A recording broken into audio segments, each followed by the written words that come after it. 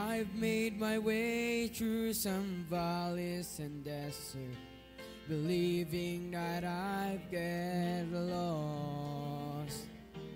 I stood at the foot of what felt like Mount Everest, knowing I had the strength for the climb. 'Cause through every trial, each test and temptation, one thing is sure every time. Over and over, again and again, God is faithful. Over and over, again and again, through it all, He's made me able to stand and survive, to come through alive, and it sure looked like I couldn't win. But Jesus is with me, so I'll claim the victory over and over again.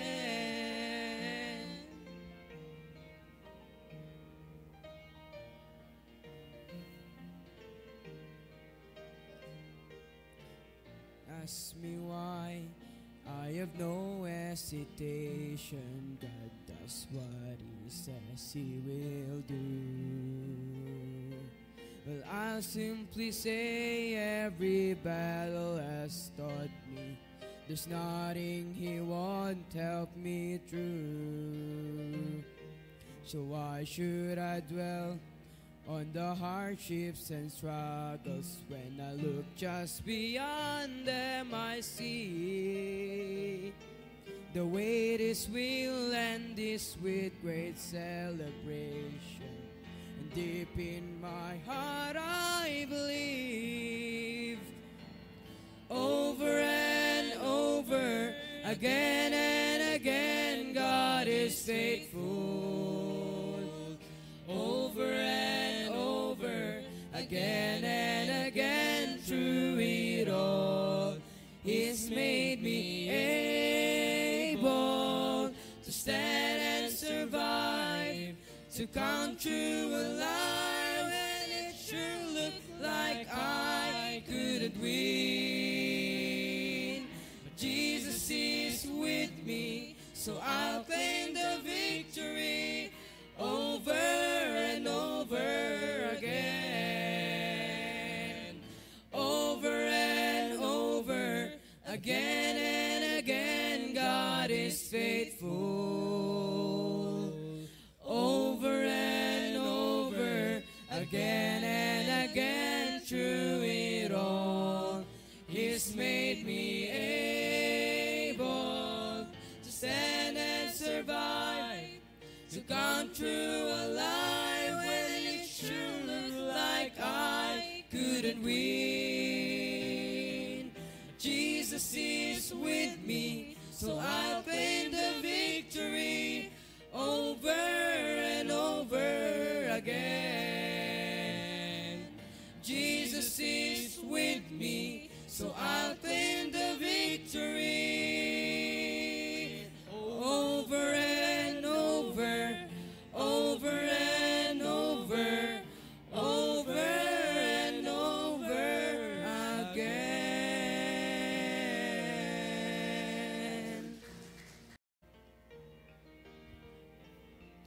Yes.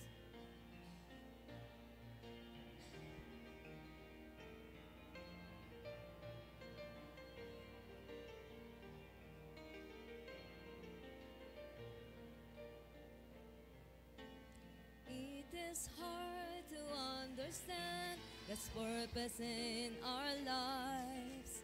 It is hard to obey the perfect will of God. But all we need to do is to trust Him with all our heart, because God is faithful every time. God is faithful every time. He will never leave you. God is faithful every time. He will now protect you. Oh,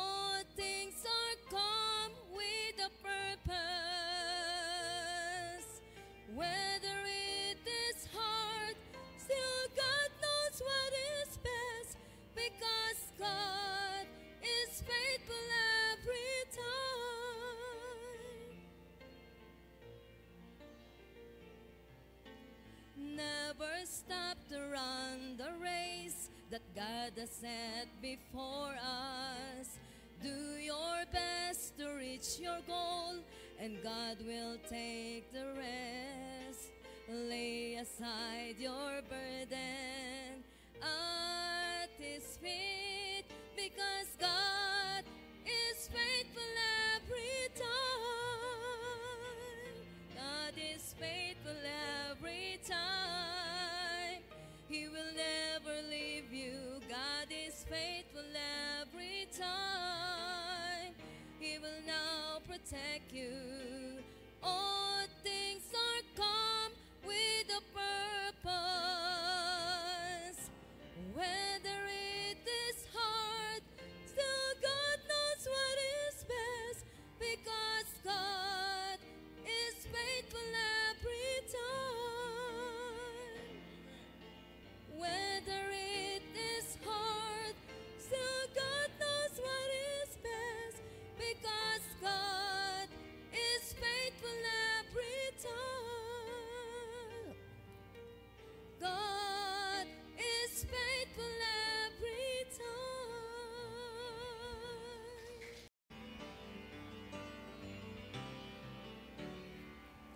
Lately I've been through some testing and trials. Felt like a detour that went on for miles. But standing here now looking back, I can say, Lord, I'm thankful. Some storms I thought I would never survive, but here I am feeling so strong and alive. The darkness is past and the morning is bright, and I'm thankful.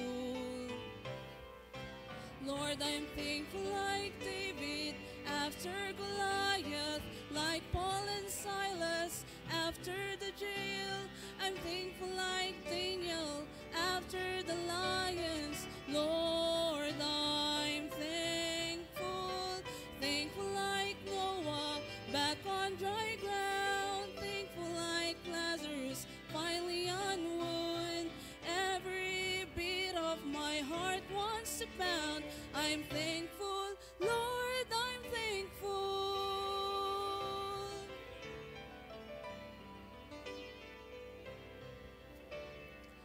I battled giants of failure and fear, shadows of doubt where my hope was unclear. But all along, Lord, you were hovering near, and I'm thankful. All the sins of my past were a thundering roar that echoed the guilt that I could not ignore. But it's nailed to a cross, and I hear it no more, and I'm thankful. Lord, I'm thankful like David after Goliath, like Paul and Silas after the jail. I'm thankful like Daniel after the lions. Lord, I'm thankful. Thankful like Noah back on dry ground. Thankful like Lazarus finally on wood. Every beat of my heart wants to pound. I'm thankful, Lord, I'm thankful. Thankful like Noah back on dry ground. Thankful like Lazarus finally on wood. Every beat of my heart wants to pound. I'm thankful, Lord, I'm thankful. I'm thankful, Lord, I'm thankful.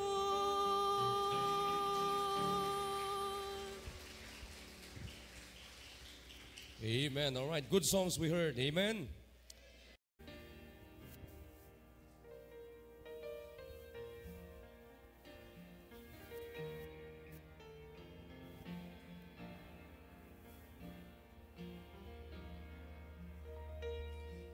When the hurt goes deeper than the deepest place your heart has ever known.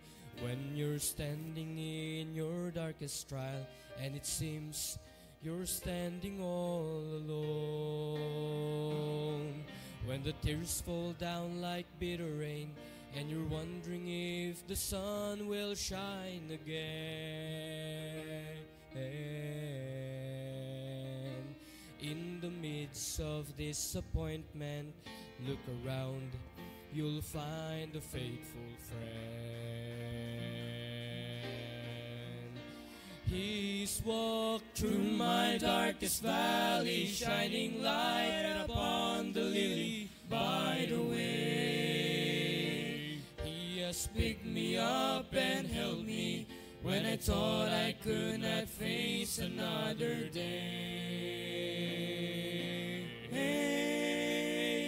And when my heart had stopped its singing and my mind was simply searching for an end, I can tell you by experience, I found a faithful friend.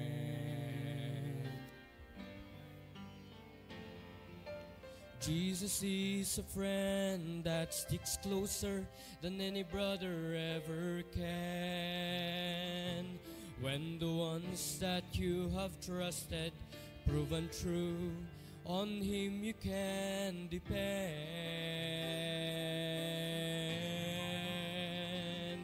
He will never fail or let you down, and His love will help the broken heart to mend.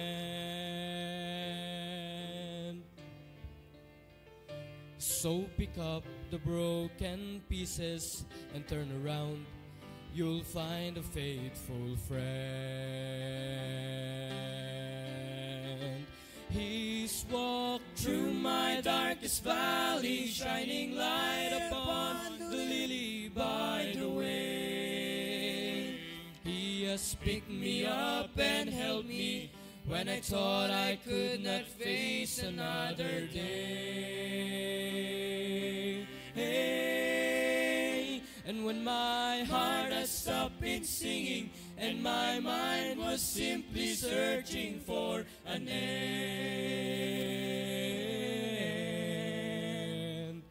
I can tell you by experience, I found a faithful friend. He's walked through my darkest valley, shining light upon the lily by the way. He has picked me up and held me when I thought I could not face another day. And when my heart had stopped its singing and my mind was simply searching for an end, I can tell you by experience, I found a faithful friend. Oh, I can tell you by experience, I found a faithful friend.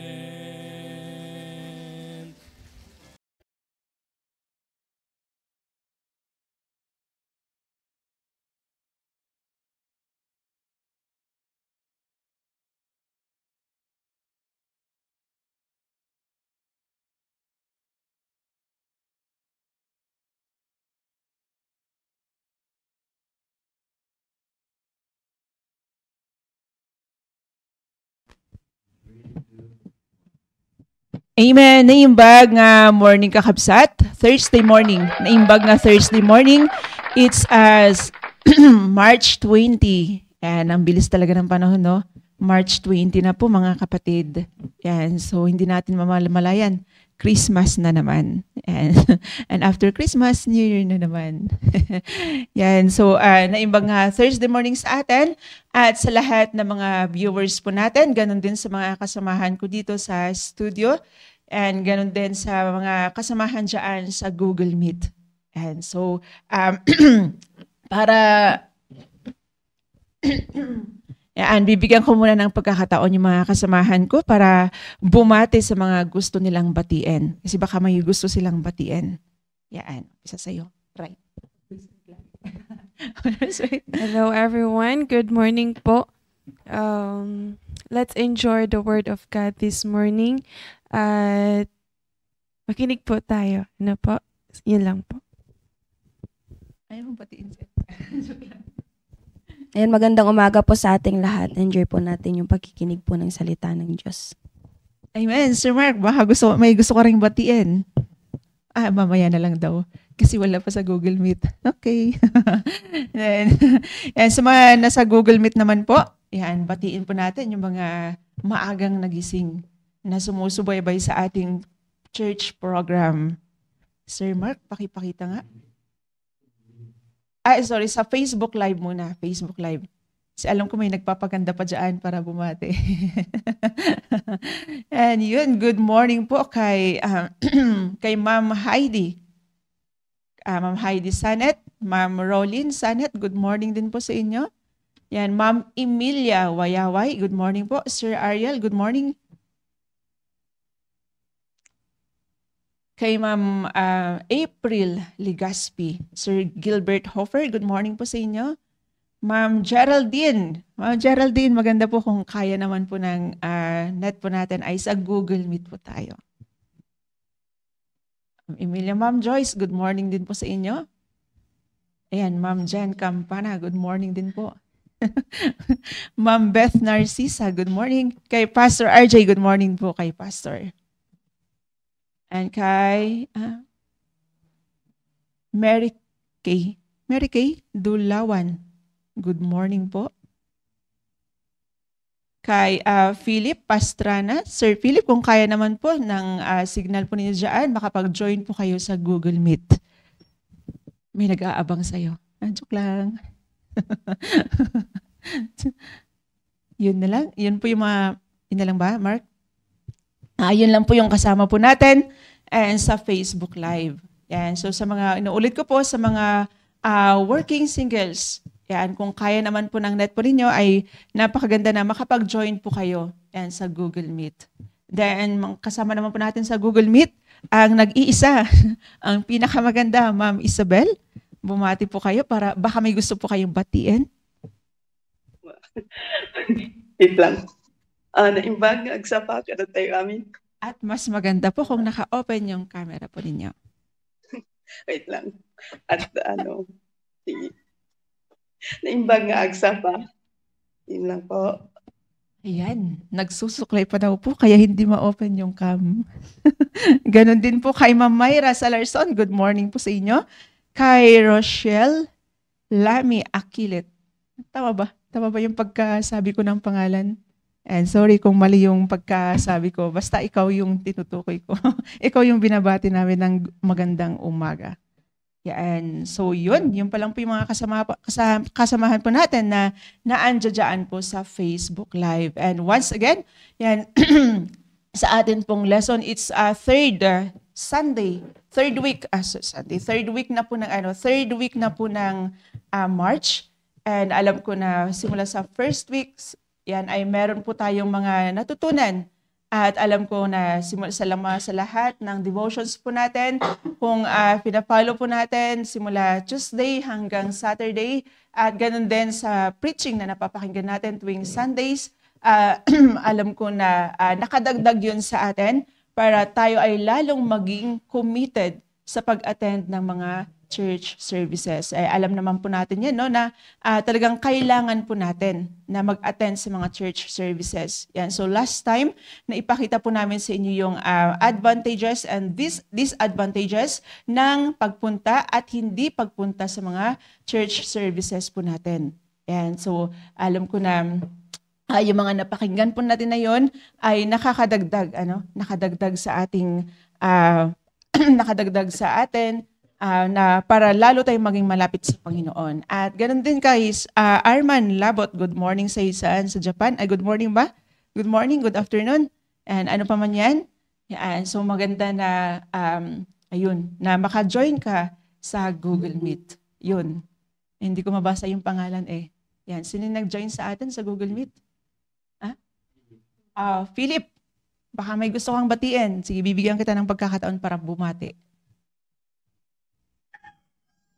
Good morning. Bumati yung manok eh. Naubo kasi ako. Rangkas na siguro. Good morning po sa inyo lahat dyan. And pati yung mga manok bumabati rin eh. Yeah, so maganda po na naka-open po yung kampo ninyo. Ano po?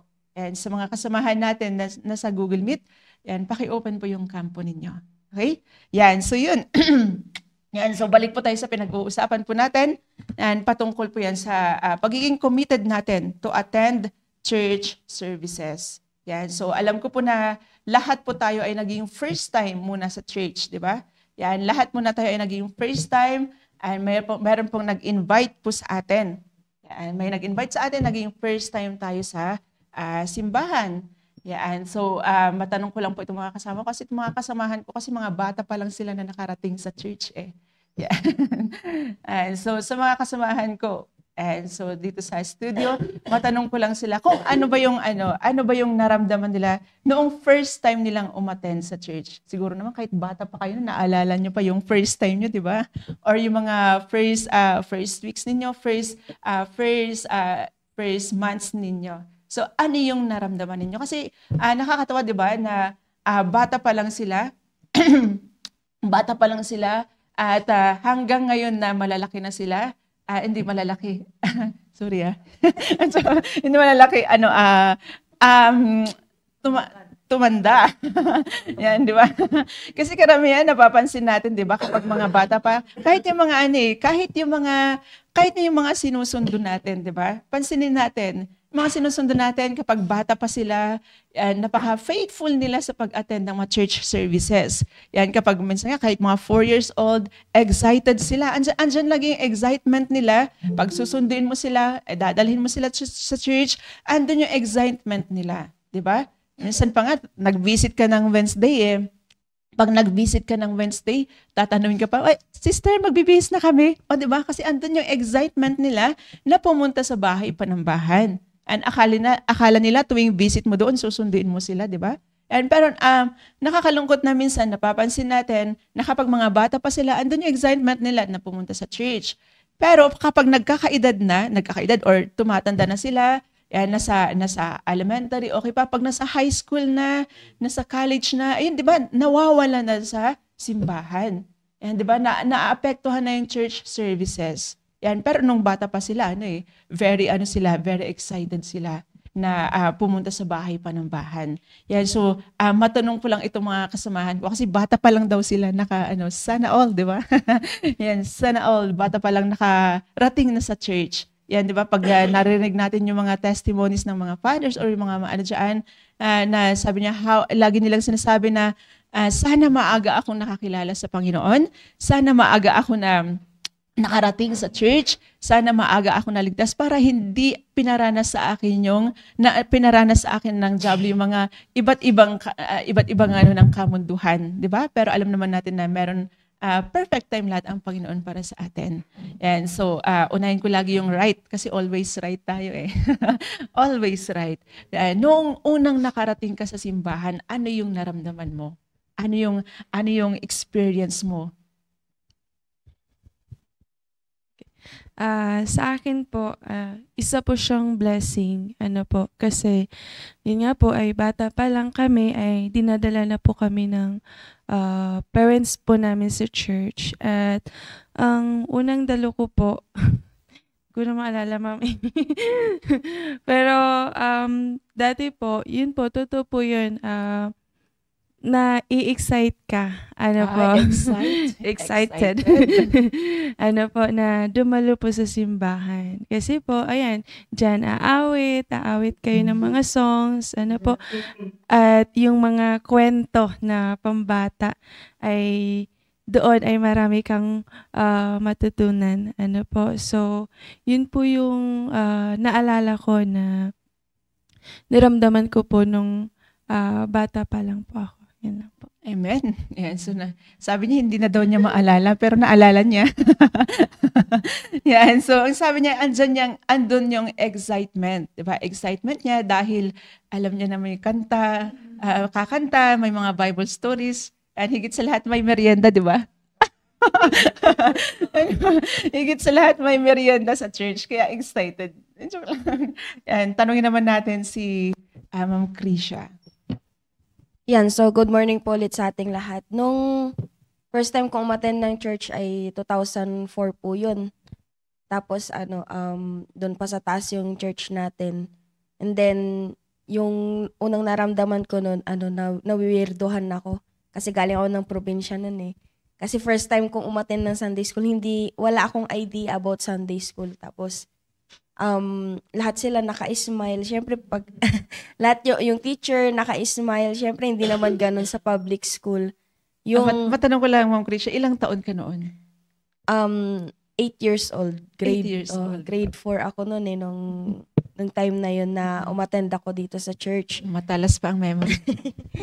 Tas yung nung nag-preach na si pastor noon, nagugulat ako, yun. Kasi pagkatapos talaga ng Sunday school namin noon, inaakyat na kami, pero doon kami sa gilid ng pulpito. Yung mga bata, doon kami sa gilid ng pulpit. Siyempre yung hindi ka pwede maglikot kasi yung makukuha yung attention ni pastor. Yun pa yung kapanahonan ng bago-bagong preacher si Pastor RJ nun. Kaya ako takot ako sa kanya nun. takot ako. Tapos na-amaze ako doon sa yung kung paano sila mag-amen. Basta parang ang sabi ko pa nga kay Papa noon na naalala ko, Papa, parang namang sabungan yung church. Kasi nga bata yung iniisip ko kung anong klaseng church yun. Tapos yun nga, sinabi ko kay Papa na para namang sabungan yung church. Tapos hindi, amen yun. Sabi niya ganun sa akin nun. Tapos parang nagugulat pa ako nung first time ko. Hanggang sa kahit na masuka-suka ako nun na pag nagbabiyahe from Slaughter going here, nakakasuka talaga. Yun yung problem ko nun kasi hindi ako sanay sa pagta-travel. Kaya pero dahil nga si tatay ko stricto kung ano yung sinabi niya na attend kayo. Yun naman yung nagustuhan ko kay Papa na kung paano niya kami pinush. Hindi niya sinunod yung gusto namin. Yun yung hanggang sa nakita na yung kahalagahan ng pag-a-attend ng church bata pa lang. Kaya yun. So ano yung nakita mong kahalagahan? Kasi 8 years old, di ba? 8 years old ka, tapos parang pagdating mo dito sa church, parang nawiwirduhan ka. Oo. Di ba parang ang iisipin mo noon ay, hindi na ako babalik dyan. Di ba? Ang ingay.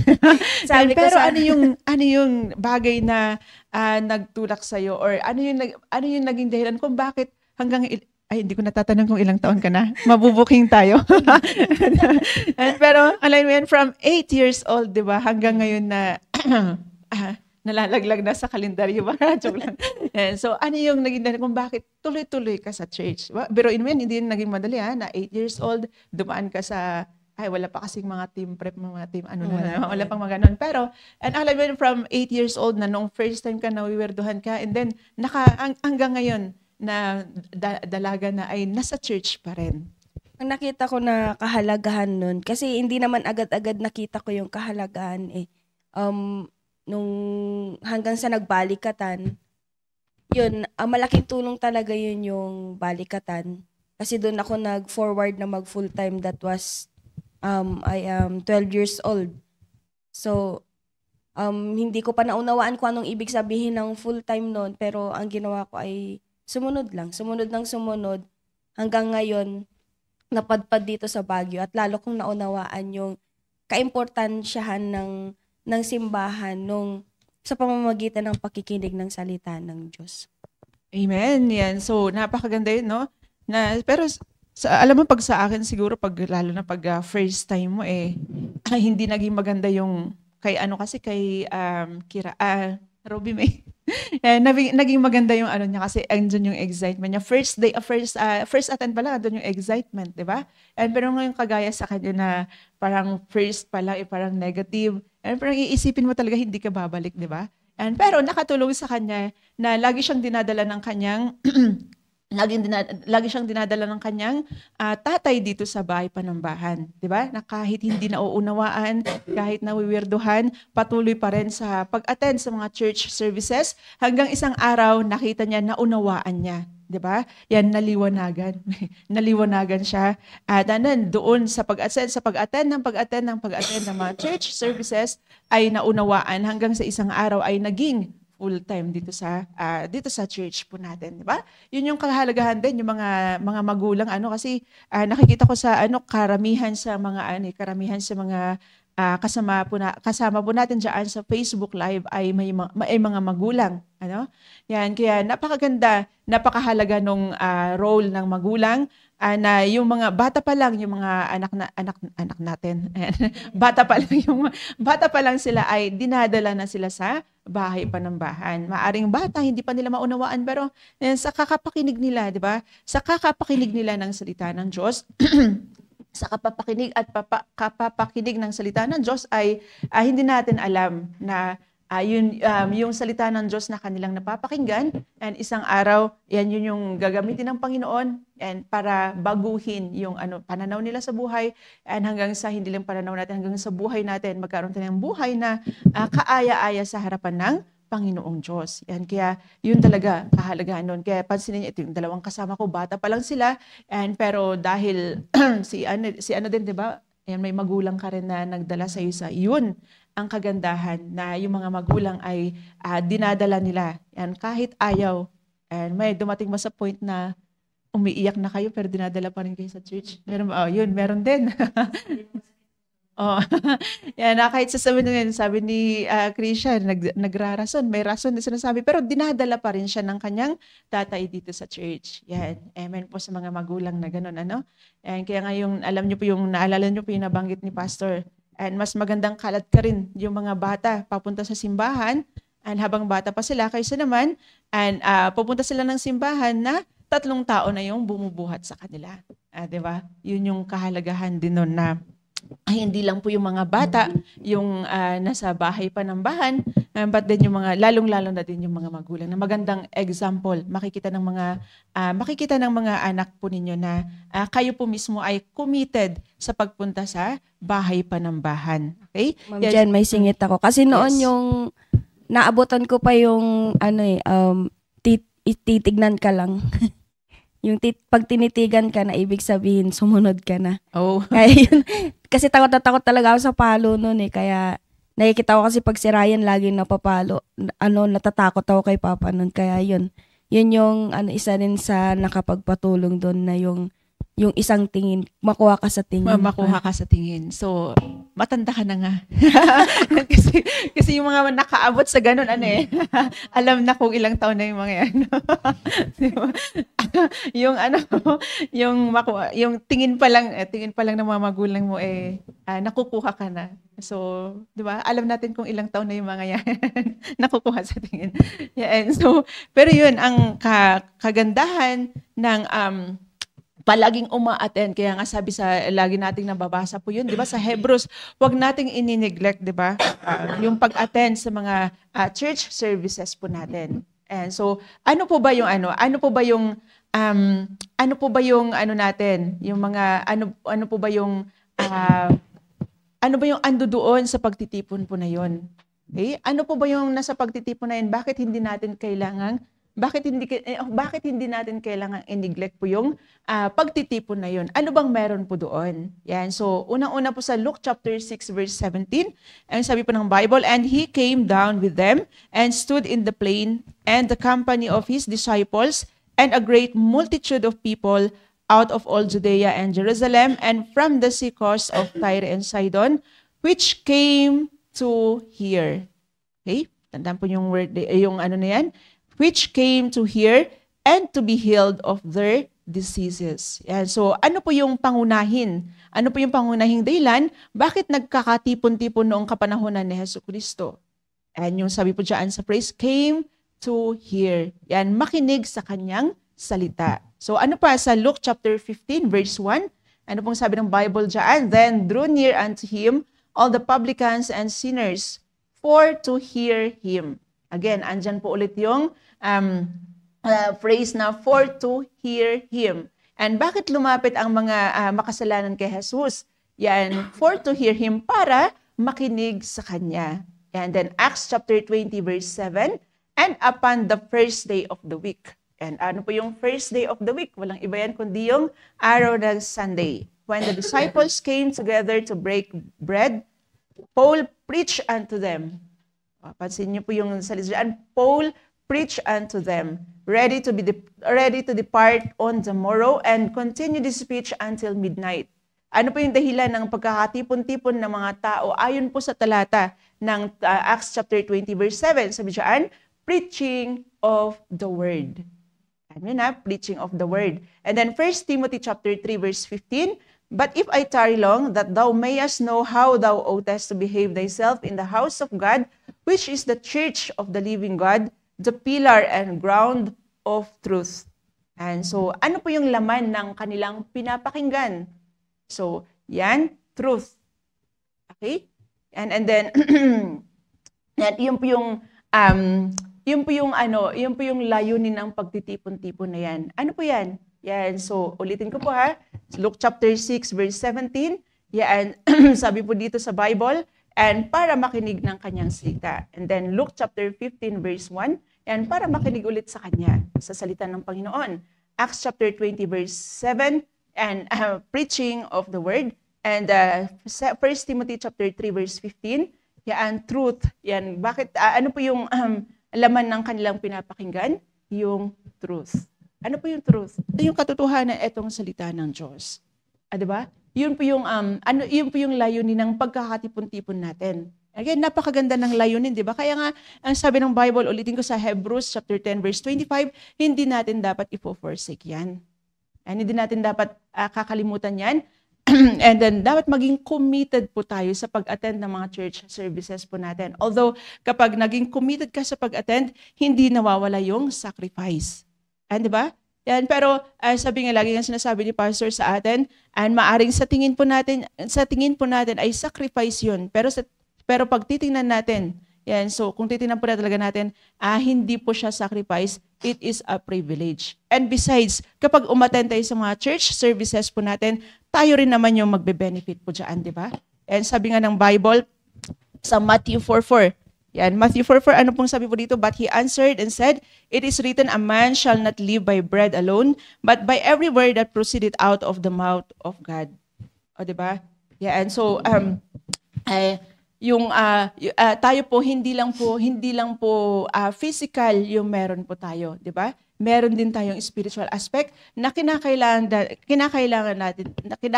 din po nating i-nourish. 'Di ba? Minsan napakaano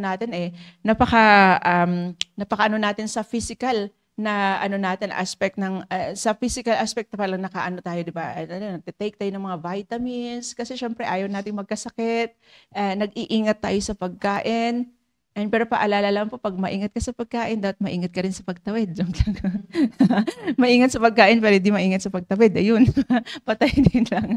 Yeah, so, di ba, parang napaka-concern natin sa physical na aspect ng buhay po natin, di ba? Nag-iingat tayo sa kinakain natin, nag-iingat tayo sa ginagawa natin, then, nagtitake tayo mga vitamins, nagtitake tayo ng mga supplement. Bakit? Para laging malakas yung ating katawan. Diba? And minsan, nakakalimutan natin yung spiritual aspect natin. Na meron din tayong, na kinakailangan din nating pakainin. Kaya nga, sa pagpunta natin sa mga church services po natin, yan, sa pakikinig natin ng salita ng Diyos, dahil yun ang layunin yung layunin ng pagtitipon-tipon. Yun sa pamamagitan ng pakikinig natin ng salita ng Diyos, yan, so doon nanonorish yung ating spiritual. Diba? Nanonorish yan. At kapag nanonorish yan, malakas tayo spiritual, and laging natin naririnig kahit mahina ka physical, kung malakas ka spiritual, yan hihilain ng pagiging spiritual mo, yung pagiging mahina mo physical. And, diba? Pero pag malakas ka physical pero mahina ka spiritual, yun, mahihila din yung spiritual natin. And, diba? And kaya nga sa pamamagitan ng salita ng Diyos, sa pamamagitan ng katotohanan na niririnig natin sa mga gatherings during church services po natin, doon po tayo napapalakas. Diba? And then napapalakas tayo, lumalago po tayo. Tandaan po natin anong sabi po ng Panginoon sa 1 Peter. And andyan din yung growth po natin na kinakailangan nating lumago. At paano tayo lalago kung wala tayong salita ng Diyos na napapakinggan? Diba? At paulit-ulit nating sinasabi na minsan kasi yung rason ng mga iba, ay ano na lang ako, basta nakikinig naman ako ng salita ng Diyos, and meron namang Facebook, and nagbabasa naman ako, pero wag natin kakalimutan, it's a privilege na idinagdag tayo ng Panginoon sa kanyang iglesia. Diba? Tatandaan po natin nan, at dahil idinagdag tayo ng Panginoon sa kanyang iglesia, meron tamang oras, may tamang lugar kung saan tayo dapat pupunta para umattend ng church service po natin. Di ba? Yan. So, ganun kahalaga yung isang kahalagahan ng pag-attend po natin sa mga church services natin. Nanonourish po tayo spiritually. Yan. So, just imaginein mo yung isang tao na hindi kumakain. Diba? Hindi kumakain, yan, walang tinitake na vitamins, yan, nakakakain pero hindi sapat yung nutrients na nakukuha niya dun sa kanyang kinakain. Mahina, di ba? And so, kapag mahina yung katawan ng isang tao, ano yung inaasahan mo na magagawa ng isang mahina? Diba? Madaling magkasakit, madaling bumigay sa ano man dyan. Pero kapag malakas po yan, kahit anong ipagawa mo dyan, diba? Kahit ipabuhat mo yung buong mundo, maging atlas, and kaya yan. So, ganun din tayo spiritually. And so, ano man yung madaanan natin, pag malakas tayo spiritually, yan, kayang-kaya natin yan. Ma-overcome natin yung mga bagay-bagay na yan.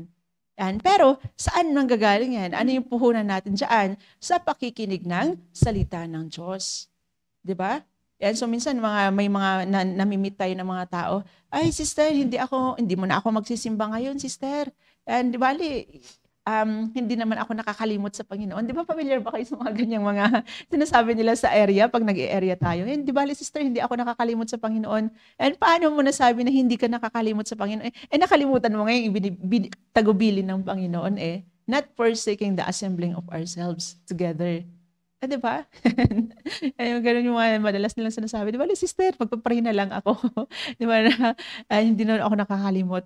Di ba, ganun yung words nila. Pero hindi nila alam na yun palang hindi nila pag-attend ay ano na yung pagkalimot nila sa Panginoon. Hindi nila sinusunod yung kautusan ng Panginoon. Diba? Sabi nga natin, nung nakaraan, yung pag-attend ng mga church services po natin, hindi po yan option. Okay? Hindi po yan suggestion. Pero command yan ng Panginoon sa atin. At mahalaga, kaya nga ikinumand yan sa Panginoon dahil alam ng Panginoon na merong kagandahang maidudulot po yan sa atin. Wala namang iuutos ng Panginoon dyan na makakasira sa atin, di ba? Yan. So, yan. Kaya yan sinabi ng Panginoon dahil alam ng Panginoon yung mangyayari sa atin. And nabanggit namin last time, kapag patuloy tayo sa pag-attend ng mga church services natin, at alam ng Panginoon yung mangyayari sa atin kung hindi tayo na-attend sa mga pagtitipon. Okay? Tandaan po natin yung mga dahilan yan. To hear the word of God, for the preaching of the word of God, yan para mapakinggan natin yung katotohanan. Di ba, yun nga ang hanap natin, di ba? Ang hanap natin ay katotohanan. Diba? Yan. So, saan po ba natin matatagpuan yung katotohanan na yun? Yan. Dito po sa salita ng Diyos. Saan natin mapapakinggan yung preaching ng katotohanan na yun? And dito sa simbahan. And kaya nga pag na-miss natin yung mga kapag may church services tayong na-miss, and andun yung doubt po natin. Diba? And sino po yung sa Bible na naka-miss ng pagtitipon tapos nagkaroon siya ng doubt? And si Thomas. And so magagaya tayo kay Thomas, 'di ba? Yeah, so dahil hindi natin napakinggan yung preaching na hinayag, hindi natin napakinggan yung katotohanan na naipahayag nung umabsent tayo sa pagtitipon, andun na yung doubt po natin. Talaga ba? Parang bumabalik tayo sa Genesis. Sa Genesis chapter 3. Yung favorite na verse. Talaga ba? Di ba? Kasi hindi mo napakinggan. Nagbigay sa'yo ng doubt. Pero kapag lagi tayong na-attend, lagi tayong nakakapakinig ng katotohanan, mawawala yung doubt po natin. Okay? Hindi lang yung doubt. Pero andun yung patuloy po nating paglago. Dahil sa paglago po natin, nakabase yan sa salita ng Diyos na napapakinggan po natin. Di ba? Doon nakabase tayo din sa salita ng Diyos, yun po yung nagno-nourish us. Ito po yung nagsisilbing spiritual food po natin. Kung pwede nga lang, di ba, napakain mo yung spiritual mo ng mga adobo, mag-supplement din tayo, di ba? Di ba, pag yung katawan natin, may mga supplement tayo, ganun din. Primarily, yung meron tayong dapat kainin talaga, pero may mga supplement tayo. Ganun din sa ganun din po sa sa spiritual po natin. Ito po yung main thing yung salita ng Diyos. And then, yung mga prayer, mga parang supplement na rin yung mga yan. And prayer, pagbabasa ng Bible. Pero higit sa lahat, yan, napakalaga yung pagpunta natin sa bahay panambahan para mapakinggan natin yung katotohanan. And alam po natin, every word or ano man dyan, sentence, phrase, and napakinggan natin, and mula sa pulpito ng ating pastor, ay hindi natin alam na yun yung gagamitin ng Panginoon para magkaroon tayo ng change life, lalong magkaroon tayo ng buhay na kaaya-aya sa harapan ng Panginoong Diyos. Yan, kaya nga dapat maging kagaya po natin yung nagsulat po dito sa Psalms 122 verse 1. Yan, sabi siya, "And I was glad when they said unto me, let us go into the house of the Lord." So alam na natin, 'di ba? Alam natin yung benefits, alam natin yung disadvantages ng pagpunta at hindi pagpunta sa bahay panambahan. And kaya dapat maging natin 'yan. Maging kagaya natin yung psalmist po diyan na nagsulat sa Bishaan, "I was glad when they said unto me, let us go into the house of the Lord." Yan. So andun yung delight, andun yung kagalakan niya, andun yung kasiyahan niya. And kailan siya, saan yung kasiyahan niya? When they said unto me, let us go into the house of the Lord. And, di ba? Na maging maging kasiyahan po natin yung pagpunta sa bahay panambahan. Maaring sa una, ang kagaya ng nabanggit ng kasama ko kanina, and hindi maganda yung unang pag-attend, pangalawa, pangatlo, pang-apat. Yan, huwag titigil. Malay mo sa pang-5 attend mo, doon mo na makikita. And ayon doon sa marinig mo na katotohanan. Kaya patuloy lang po tayo sa pag-attend ng mga church services po natin. So yun lang, Ma'am Virgie, pakidagdagan yung na-share po natin. Yan, good morning po sa ating lahat. At medyo sa bahay muna ako dahil baka mahawa ko si Ma'am Chinita, sipon. Ay, salamat. Yan, nasa sinus na ako sa sipon ko eh. Ayun, ayan, itutuloy natin yung nabanggit natin last time, yung mga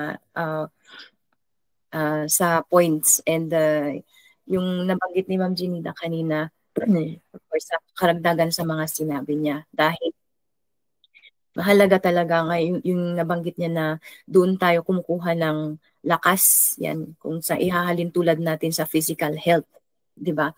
Na hindi lang tayo nabubuhay nga sa tinapay lang, di ba, nasabi niya sa Matthew. Yan, ang tao, yung kaluluwa ng tao, yung soul natin, ang kailangang makakain din. Yan. Kaya yung kahalagahan ng pagpunta ng bahay-sambahan. And ganun din sa akin, itutuloy ko lang yung mga nabanggit ko sa major consequences naman.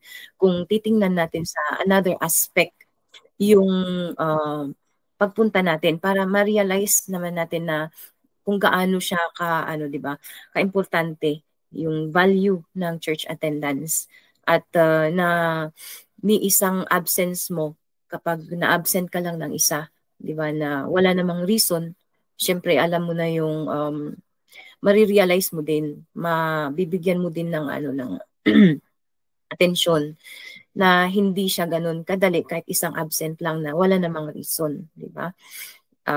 Sabi niya dito, basahin ko lang sa Hebrews 10:24-25 ulit. Yan. And let us consider one another to provoke unto love and to good works, not forsaking the assembling of ourselves together as the manner of some is, but exhorting one another in so much the more as you see the day approaching. Yan. So, ulit-ulit, di ba, na babasahin natin to kasi habang paulit-ulit may nai-internalize, di ba, ang mga viewers na may bago na naman silang maiintindihan dito sa verse na ito. Ganun. So, dito sa sa Proverbs chapter 4 verse 7. Ayan, sabi niya dito, doon sa first point pala, i-review ko lang muna, na doon sa major consequences na maaring, alam mo yun, yung mangyayari kung anong mangyayari sa atin kung wala tayo sa church, kung hindi tayo consistent, di ba, sa church attendance natin, na tapos syempre kung hindi tayo consistent, then kasunod doon, wala ding involvement, di ba? So, sabi niya dito yung pointers ko nung last na sabi niya, number 1, you will lack spiritual transformation, di ba? Kasi mula doon sa foundation, yung pagpunta natin sa bahay-sambahan, pag-attend natin ng services, diyan magsisimula yung transformation natin. Kahit nga gaano ka nakatagal di ba? Na kahit diyan ka na lumaki, meron pa din, tuloy-tuloy pa din yung transformation natin spiritually. Kaya halimbawa ako, pag tumigil ako, di ba? Yung mga following na mga teachings or na pwede kong mapag-aralan at maisabuhay, wala na, di ba? Mamimiss ko, I will miss half of my life. Baka buong buhay ko talaga din. So masasayang yung effort ko, 'di ba, in the past na tas bigla akong tumigil, 'di ba? So another, sabi niya dito sa yung pangalawa, your faith will not increase, 'di ba, na nabanggit ko last time. Yan. So ang daming mga sa faith naman na isa sa kung saan pa din tayo magkakaroon ng increase of faith is syempre sa church attendance pa din, 'di ba, na kasi doon tayo lalago, doon tayo nakakapakinig, andun lahat yung mga activities, 'di ba, yung involvement. Ayun, kaya kapag walang tawag doon, hindi natin mabigyan ng attention yung church attendance natin, syempre tapos walang fellowship, ayun, so madami tayong mamimiss, and lalong-lalo na yung pananampalataya natin nako-compromise. Ayun. And sa pangatlo, sa dito sa Proverbs chapter 4 verse 7. So as one of the major consequence din na syempre kung hindi tayo consistent, we will lack wisdom. Yan. So sa pangatlo, magkukulang tayo, or kung hindi man magkukulang, wala tayong wisdom, 'di ba? Sa pang-araw-araw na buhay natin. Ayan, yung nabanggit ko nga last time, 'di ba, na may mga gumagawa ng excuses, 'di ba? Kung sino yung mga gumagawa ng excuses para hindi makapunta sa bahay-sambahan, sila yung nagkukulang ng wisdom. Napansin natin yun, 'di ba, sa mga disciples natin, sa mga nagsisimula, or kahit sa mga matatagal na. Yun ang nakakagulat. Yun, kaya 'di ba, kahit na matatagal na, kung hindi talaga, meron pa din tayong napapansin na wala pa din hanggang ngayon, wala pang involvement. Ayun. So, nagkukulang sa wisdom kasi minsan biglang meron tapos biglang wala. Ayun. So, hindi mo maintindihan, 'di ba, kung ano talaga yung purpose niya. Yan, ang pagpunta ng bahay-sambahan. Ayan. And dito sa Acts, sa Proverbs chapter 4 verse 7, sabi niya, wisdom is the principal thing. Therefore, get wisdom, and with all thy getting, get understanding. Ayan. So, kapag sinabi mong principal thing, di ba, yung wisdom is the principal thing. Ito yung pinakauna. Ayan, pinaka-main thing. Ayan. At kailangan natin ito araw-araw. Kung yung yung services nga is 3 times a week, ito, di ba, how much more yung araw-araw na kailangan natin ng Word of God. And kung bibigyan mo lang ng once a week or twice a month, once a month, di ba, yung kung bibigyan mo ng ganun yung routine mo sa pag-aaral ng salita ng Diyos, pakikinig sa salita ng Diyos, syempre alam na natin kung ano yung consequence, alam natin kung anong magiging result. Ayan, kaya i-compare nyo yung tayo na nandito sa hosting, tayong mga nag-host, tayong mga laging nasa bahay-sambahan, yung nakiki-fellowship, may mga ministries at kumbaga sa mga Sunday school teachers, napansin nyo na gamay natin yung Word of God, di ba? Pero kumbaga hindi naman sa kumbaga hindi tayo nawawalan, 'di ba? At yung i-compare natin sa mga wala pang involvement, 'di ba? Tapos magsisimula pa lang, kinakabahan kapag sinabi mong sila yung magba-Bible study, 'di ba? O kaya syempre kaya sila yung magsasalita or something. Meron pa yung kinakabahan. Yan, how much more kung pawala-wala na, 'di ba, sa bahay-sambahan at wala talagang involvement.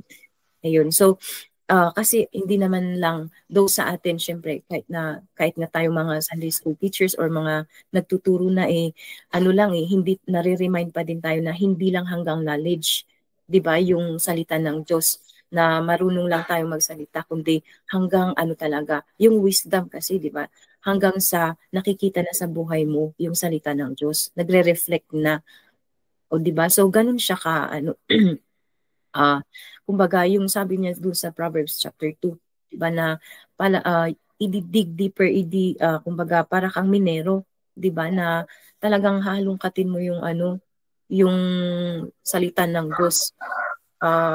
Kasing ano siya, naikumpara siya sa treasure. Yan. So na treasure na kailangan mo talagang kumbaga yung sa mga minero, 'di ba? Ganun mahirap naman sa minero na hindi naman nila basta-basta nakukuha lang, 'di ba, yung gold kung sila ay nagbiminero. Hindi ko lang alam yung term. Yun, so nagmiminas, ganun ba yung tawag doon? Yun, and so parang ano, ganun yung mangyayari. So imagine natin na wala tayo lagi sa bahay-sambahan, or yun nga, kung nare-remind nga tayo na sa bahay-sambahan dapat nakikinig talaga, 'di ba, na hindi dapat yung alam mo yun, yung tatayo ka tapos magsi-CR habang ongoing ang preaching, 'di ba? Meron pa ang mga reminders pa pagdating mo sa bahay-sambahan para makinig.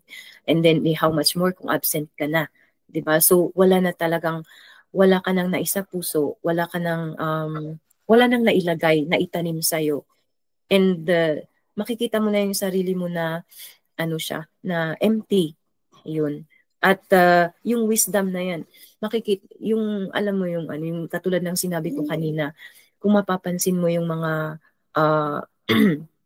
yung mga nasa ministry na, ayun, yung katulad natin, o natuturo na sa campus, yan. Or kung maipapagaw si pastor, kahit yung mga ushers, di ba, yung mga, pag sinabi ni pastor na ikaw magpo-preach ngayon kasi wala ako, di ba, yung ganun si pastor sa mga preachers ang church, di agad-agad sila ang nagpo-prepare ng preaching. So, makikita mo nagre-reflect sa kanila yung wisdom kasi lagi silang nasa bahay-sambahan and andyan lagi sila.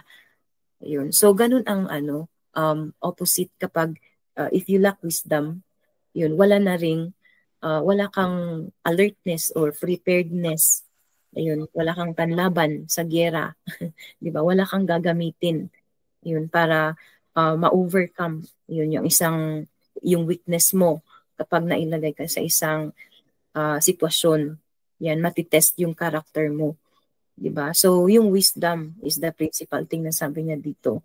And 'di ba, sabi niya dito, get wisdom, verse 5, get wisdom, get understanding, forget it not, neither decline from the words of my mouth, 'di ba? Forsake her not, and she shall preserve thee. Love her, and she shall keep thee. Yun, yung nagagawa ng salita ng Diyos sa atin kung lagi tayong nasa bahay-sambahan, yan, na nakikinig. Kasi iba nga yun, di ba? Hindi natin pwedeng aralin yung salita ng Diyos na mag-isa natin. Yun, kaya nga din sa midweek service, doctrinal yung preaching ni pastor, di ba? So, dun yung sinasabi ni pastor, makaka-relate ka dun sa sinasabi niya na ang ganda talagang pag-aralan yung salita ng Diyos. Yun, mai-enjoy mo siya. Yan, kaya nga ako, nai-enjoy ko din yung pag-aaral ng salita ng Diyos sa PSS. Kasi ang dami talagang, iba pa yun. So, ang dami mo talagang, hindi lang sa knowledge talaga, ang dami mong ma-realize, may enlighten ka na ganito pala yun, kaya pala, di ba, may mga nasasagot na tanong mo na mas lalo mong naiintindihan. Ayun. Kung yung halimbawa, yung ongoing na pinag-aaralan namin sa Bible School, yung sa amin, sa doctrinal review about the Holy Spirit, and yung blasphemy, kailan ko lang talaga yan naintindihan yung ibig sabihin ng blasphemy. Kung hindi pa sa akin napunta dahil i-report ko yun, syempre aaralin ko. Ngayon, doon ko naintindihan yung blasphemy. Ayan. Di paano naman kung kung sakali yung gano'n na naiintindihan mo, na isa puso mo pa, o di ba? So mga gano'n, example. And Doon sa doon sa Acts chapter dito sa Acts chapter 17 na sabi niya dito. Acts chapter 17, sila Paul at si Silas na napunta sila sa dun. Acts chapter 17 verse 11. Yan. Napunta sila Paul mula sa Thessalonica, napunta sila sa city of dito sa Berea.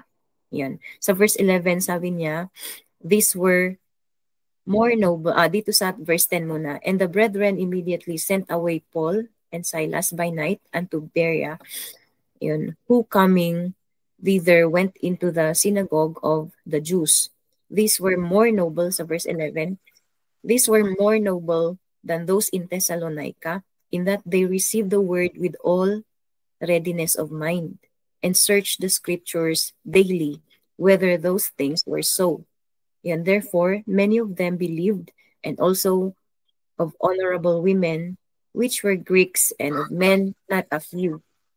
Yun, dito sa verse 11, yung pumunta sila sa hindi receptive ng gospel or hindi receptive ng word of God doon sa Thessalonica. Pagpunta nila dito sa city of Berea, naging mas sila, receptive sila. At hindi lang yun yung ginawa nila, di ba? Hindi lang nila ni-receive yung salita ng Diyos, kundi pinag-aralan. So, sinearch pa nila, in-examine, di ba? In-study nila yung salita ng Diyos kung totoo ba yung sinasabi ni Paul, di ba? Yung ganun sana yung, imagine mo yung kung ang church, kung ang church ay ganun ang attitude towards the Word of God, di ba? Na minsan, di ba, pag nakikinig tayo sa preaching, tapos talagang tinitingnan natin yung Bible, hindi lang yung di ba, yung nakikinig lang. Tapos, minsan yung talagang napapaisip ka din sa sinasabi ni Pastor, di ba? Tapos titingnan mo din, ayun nga yung sabi ni Pastor, di ba, na mag-take notes tayo, tapos yun nga, gagamitin mo sa Bible study, di ba? Yung susungalan mo lang yung pattern niya. So, ang daming mga privileges, di ba, na nakukuha natin pag nasa bahay-sambahan tayo. Ayun. So, yung searching the scriptures daily, na yung attitude na yun, kung totoo, talagang aral natin. Tapos biglang may lilitaw na tanong, yung gano'n na, tapos tanungin ko si Pastor kung ano pala yung, magbigla tayo magkakaroon ng question, yung gano'n. Kaya, sa akin personally, gano'n, syempre as Bible student, kapag meron talaga akong itatanong kay Pastor. Kaya minsan, na-enjoy ko din talaga yung Thursday na nandyan ako kasi ginagrab ko din yung opportunity, yung time na makipag-fellowship kay Pastor para, yun, pag may tanong ako, di ba, tsaka pag may sinasabi siya sa mga full-time, nakikinig din ako. Yung sa akin, binavalue ko lahat yun. Kaya, kahit na may dito, pwede akong mag-Google Meet dito sa bahay, pumunta pa din ako sa sa church, di ba? Para pag tuwing Thursdays, dahil kasama doon kasi yung nakiki-fellowship ako kay Pastor. Tsaka gusto ko din nakikinig. Yun, kapag sa mga instructions niya, pag may mga sinasabi siya, yun actually yung ina-after ko din, na hindi lang pupunta doon dyan sa para mag-host, pero may mga bagay-bagay na kino-consider ko din kasi. So mahalaga kasi sa akin din yung, di ba, lagi mong kausap ang pastor, nakikita na i-influensyahan ka sa may mga napukuha kang or napupulot ka, natututunan ka. O, di ba yung ganun? So mula doon sa pagpunta ng bahay-sambahan, di ba, hanggang sa nagkakaroon ka ng interest, ng desire. Ayun. So, doon sa Acts chapter 2, ganun din naman sa Acts chapter 2, di ba, yung mga bagong ligtas doon, nung, sabi niya dito, verse 41, yan. Sa verse 41 hanggang 47 na ito. Pero, yan, i-highlight ko lang yung ibang verses dito. Sa Acts chapter 2, verses 41 to 47, sa verse 41, then they that gladly receive his word, yan, were baptized, and the same day there were added unto them about 3,000 souls. And yung 3,000 souls na ito na naidagdag sa bahay-sambahan, di ba, nang sabi niya dito, yung as a result ng kanilang gladness, di ba, yung kanila, yung joy nila of salvation nila, yan, and they continued, sa verse 42, and they continued steadfastly in the apostles' doctrine and fellowship, in breaking of bread and prayers. Yan. At ano pang mga magandang nangyari, and fear came upon every soul, and many wonders and signs were done by the apostles. Ayan, at sabi niya dito, and all that believed were together and had all things in common. Ayan, di ba na ganun sana yung, kasi kapag talagang, if you, yung sa number 3 na sabi ko na you will lack wisdom, di ba? Kasi ito na ano yung nag-start sa desire nila, di ba, to na nasa bahay-sambahan sila, yan, having fellowship and then having things in common, di ba, na nakikita mo yung ano yung sumasabay, di ba, yung sa pag-aaral nakapakinig sila, and then out of that syempre andun naman yung ano natin, di ba, hindi naman mawawala yung desire natin, yan, na matuto na lumago. Kaya ganun ang nangyari. So they nakikita natin yung malago yung simbahan dito, lumago sila. Yan. And sa ano sabi niya, and they continuing daily with one accord in the temple and breaking bread from house to house and did eat. Yan sa ano sa verse 47. Dito, did eat their meat with gladness and singleness of heart. Verse 47, praising God and having favor with all the people, and the Lord added to the church daily such as should be saved. Ayun. Lumago sila at nagmultiply pa. Kasi, yun nga, yung involvement nila. Lalong-lalo na sa Great Commission. So, yun naman ang pinaka-direction natin, di ba? Mula dun sa church attendance, lalago tayo sa salita ng Diyos.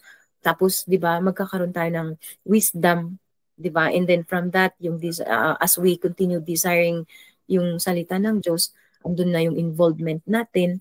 And lahat na ng involvement natin, papunta na lahat yan sa Great Commission, di ba? So, yun ang bagsak natin.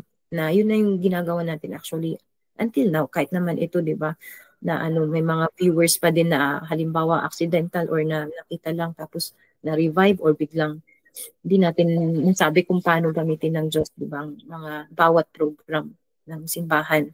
So, ganun. And doon lang muna ako magtatapos. Kasi basta conclusion na nakikita natin kung ano yung lumalago, 'di ba, sa mga nagre-reflect ang wise na anak ng Diyos. Yan. Kapag puno ng salita ng Diyos, andun yung wisdom, hindi magre-reflect makikita din sa buhay niya. Ayun. At doon naman sa hindi consistent or hindi masyadong nagjo-join or wala pang involvement. So, malaki ang pinagkaiba. And yun lang po, to God be the glory. Jen. Sabi po niya, yung salita ng Diyos, yun ang magbibigay sa atin ng wisdom. At yung salita ng Diyos, yun yung yung salita ng Diyos, yun yung dahilan para ang isang tao ay magiging wise. Okay? Yan. So, yan sa mga kasamahan po natin dyan sa Google Meet. Napapansin ko, pag patapos na, may nawawala talaga eh. May nawawala. Natin sila. May nawawala. And once again, wag kayong matakot na tanungin, wag matakot na tanungin. Wala namang mali sa isa, sagot po ninyo. Sasagot lang naman ayon sa tanong po natin. Yan. So wag natin kakalimutan yan. Yung talaga lang nabanggit ni Ma'am Virgie kanina, hindi lang tayo bibigyan ng wisdom sa pamamagitan ng salita ng Diyos na napapakinggan po natin. Ganon din po yung fellowship natin sa ibang mga kapatiran, lalong-lalo na kapag ang ka-fellowship natin ay yung ating pastor na itinalaga ng Panginoon para po sa atin. And mas marami tayong wisdom na makukuha. Kasi minsan nahihiya tayo minsan na kapag si pastor parang si pastor parang gano'n. Pero hindi natin alam na kapag na-fellowship natin siya, and mas marami tayong wisdom na makukuha po sa kanya. No? Kaya wag tayong matakot, wag tayong mahiya na makipag-fellowship po kay pastor. Okay? Yan. So, habang andyan pa yung mga kasamahan natin sa Google Meet, tanungin na natin. Kasi baka mag-leave na sila eh. Nag-leave na yung isa. Yan. Siyempre, uunahin nating tatanungin yung pinakamaganda. Yan. Walang iba kundi si Ma'am Emilia. Ma'am Sabel. Kung mag-alala, maganda ka rin, Ma'am Sabel. Pangalawa nga lang. And unahin po natin si Ma'am Emilia. Ano po yung natutunan po natin ngayon po? Natutunan ko naman ay siyempre yung sabi nga, pag hindi tayo mag-attend, hindi tayo lalago. Yung lack of wisdom. Tapos, physical nga, pag hindi ka kumain, magutom. Yung spiritual din, ganun din po. Kaya, kailangan din natin pakainin. So, sa pag-attend natin sa church, pakikinig ay yun din lumago. Kaya, sa church lang naman natin marinig yung salita niya. Pag pumunta ka naman sa mall or sa palengke, wala ka naman marinig doon na salita ng Panginoon. So, kailangan natin talaga mga baten or kagaya po na nandito sa malayong makinig. At, yun lang po. Thank you. Amen po. So, yung paglaga po natin, ayon po talaga yan sa salita ng Diyos na napapakinggan po natin. And just imagine si Ma'am Emilia. Ang bilis ng panahon, no? And mga Bible student, second year Bible student. At last time, tinitinan ko yung yung nasend sa GC, siya yung pinakamataas pa rin. Wala pa rin tumatalo sa number of verses na nasusulat. Yan, pero yung pagiging Bible student niya, saan yun? Dahil yan sa pakikinig niya ng salita ng Diyos. Pag-respond niya doon sa salita ng Diyos na kanyang napapakinggan. Akalain mo yan, working siya abroad, tapos Bible students pa. Tapos pinakamataas pa ng sa pagsusulat ng mga Bible notes. And so, Ma'am Sabel, ikaw naman po. And si Ma'am Sabel, talagang na-witness ko talaga yung ni Ma'am Sabel And from Sunday morning, di ba? Yung pag-attend ni Ma'am Sabel with tattered jeans. Yan, di ba? Yan, Sunday morning Christian lang si Ma'am Sabel. Naka-jeans pa, di ba, Ma'am Christian? Di ba? Naka-jeans pa siya na may, yung may punit-punit. Sabi ni Ma'am Krisha, punit-punit. Yan. Pero, di ba? Malapit nang mag-grow yan. Oo, nakita ko talaga yung ni Ma'am Sabel yung pag-grow niya sa church attendance. Di ba, Ma'am Sabel, ano naman yung masasabi mo? Okay, naimbag nga morning, karate amin ulit. Importante talaga yung palaging pag-attend ng church attendance or every church services kasi doon tayo nakakapakinig ng salita ng Diyos, and from that pakikinig doon tayo natututo nung bago-bago pa kami dyan ay palagi kong naririnig yung ni pastor na sana mapukpok yung puso nyong kasintigas ng bato. Parang ganun. So, I think, girl, napukpok ata yung katigasan ng puso ko. Wow. No, di ba? From hanggang sa may natutunan, may nabago. Sabi mo nga, Ma'am Jen, sa aking physical something. Yun. Girly na si Ma'am. Wow. Of course. Well, and sabi ni Ma'am Sabel, sabihin ko daw yung mga pagbabago, 'di ba? Minsan pag nakakasalubong nung hindi pa noong Sunday morning, Christian lang si Ma'am Sabel. And pag nakasalubong natin diyan sa town, di ba? Pag nakasalubong natin sa town naka-tattered jeans pa yan di ba? Pag nakakasalubong mo sa town, pero ngayon pag nakasalubong na ngayon sa town, wow, ang gandang nakapalda na siya. Di ba? Dahil yun sa kakapakinig ng salita ng Diyos. Syempre dito sa simbahan po natin, may mga preachings diyan nababanggit yung modesty, di ba? Nababanggit yung modesty. And sabi niya, and naging lumambot yung niya, napukpok ng salita ng Diyos. napukpok ng salita ng Diyos yung kanyang katigasan, di ba? And pero so gaano man tayo katigas kung hahayaan natin yung salita ng Diyos. And so may pag-asa po tayo. Yan. Pero yun nga ay kung na-attend tayo sa mga church services. Yan, mababago tayo dun ayon sa mga katotohanan na naririnig po natin. Yan. So just imagine si Ma'am Sibel from Sunday morning Christian with tattered jeans. Kalain mo yan. Magsisimba na naka-jeans, fitted. No? Di ba? Pero ngayon naalala ko pa yung may picture pala si Ma'am. Naalala ko pa yung fellowship natin ng working. Tapos, nagpunta ako sa church. Ako lang yung nakapants. Sabi ni Pastor, pakiramin si Isabel ng skirt. So, Di ba? Tapos yung pinakiram sa aking red na red. Oh my gosh. O tandang-tanda pa niya yun, no? Yan. Yes. Kasi ngayon nga dun sa ano, yung ano talaga natin, depende talaga yun sa napapakinggan po natin. Yan, si Ma'am Sabel, kaya siya uma-attend noon na naka-fitted jeans, tattered pa. Kasi wala pa siyang masyadong salita ng Diyos na napapakinggan. Yan, pero nung ano na siya, patuloy na siya sa pag-church, hindi lang Sunday morning, Sunday afternoon, Wednesday night. Yan. So, sa pamagitan ng mga pakikinig niya ng salita ng Diyos, doon na bago yung kanyang buhay. Diba? And dalawa kami ni Ma'am Virgie, talang kitang-kita namin yung transformation ni Ma'am Sabel eh. Dapat pala, pinicturean natin para now and before and now and then and before. And now. Yan, kaya hanggang ngayon, sa pamamagitan din ng pakikinig ng salita ng Diyos, yan, sa pag-respond ni Ma'am Sabel, sa pakikinig ng sa pag-respond niya doon sa truth na kanyang napapakinggan, ngayon ay may ministry na siya. Yan, siya yung tagaluto ng mga pagkain ng Sunday schoolers po natin. And diba? At sabi niya, in the future ay magiging choir member hanggang sa maging full-time ba?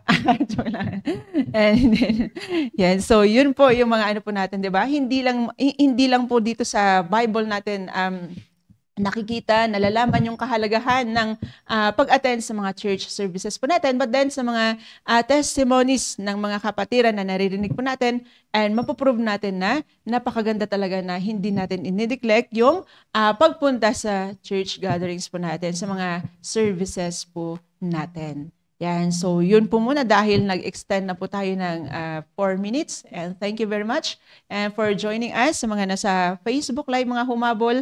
Yan, John Harold Bigornia. Ay, sorry. Yan. Good morning po sa inyo. Ma'am Mercy Cacho. Yan. Natuwa si ano.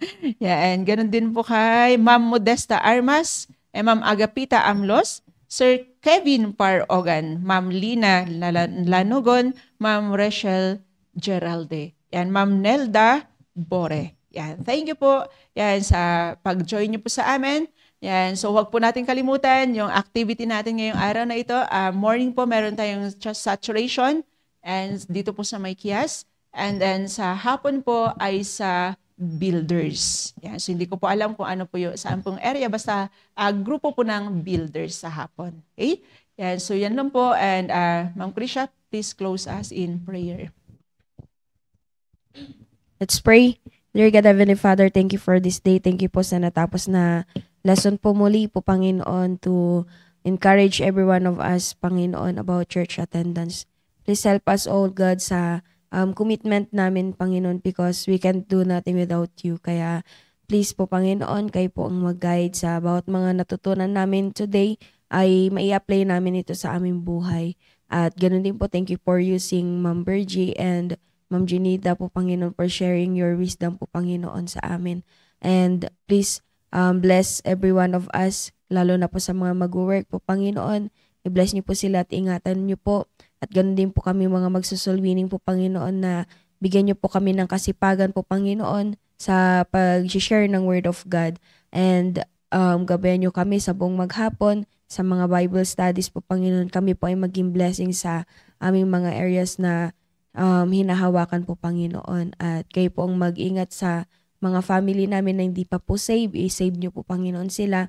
At ganoon din po ang aming pastor na patuloy niyo po siyang bigyan ng wisdom, knowledge, and understanding for leading us.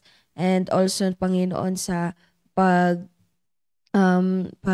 po, Panginoon, sa amin. And thank you for loving us. We love you so much. Please forgive us for all of unrighteousness. In Jesus' name we pray. Amen.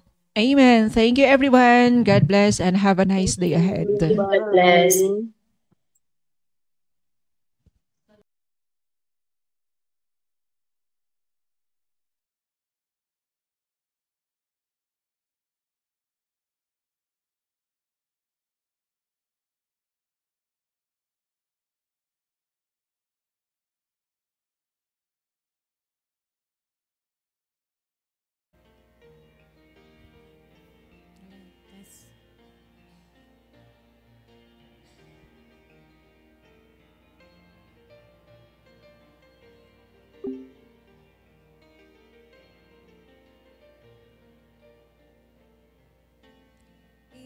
is hard to understand God's purpose in our lives. It is hard to obey the perfect will of God.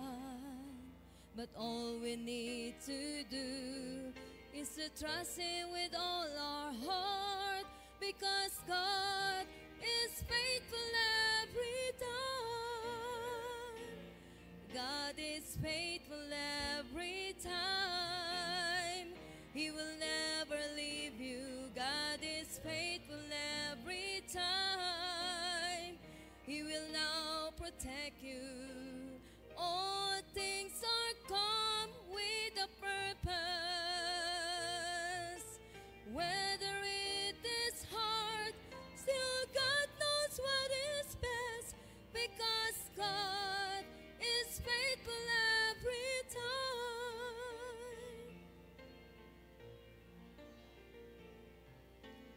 Never stop to run the race that God has set before us. Do your best to reach your goal, and God will take the rest. Lay aside your burden at His feet, because God is faithful every time. God is faithful every time. He will never leave you. God is faithful every time. He will now protect you.